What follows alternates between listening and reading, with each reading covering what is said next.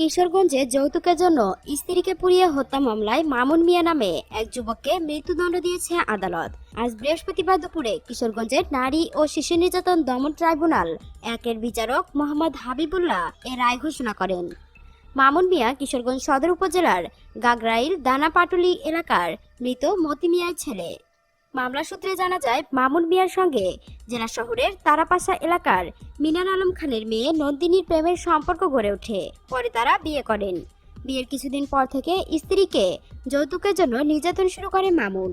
নন্দিনী স্বামীর নির্যাতনের কথা তার মাকে জানালে তার মা গোপনে মামুনকে কিছু টাকা দেন।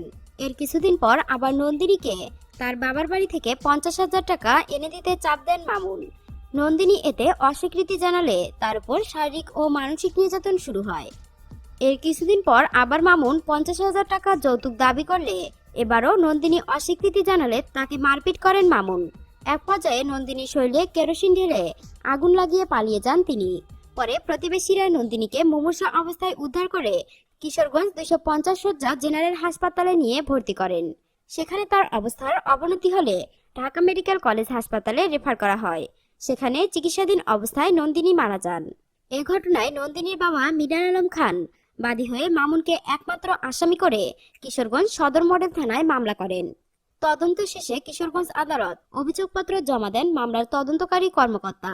আজ আদালত এ রায় ঘোষণা করেন। কিশোরগঞ্জ নারী ও শিশু নির্যাতন দমন ট্রাইব্যুনাল একের special PP M A Afzal এ তথ্য নিশ্চিত করেছেন।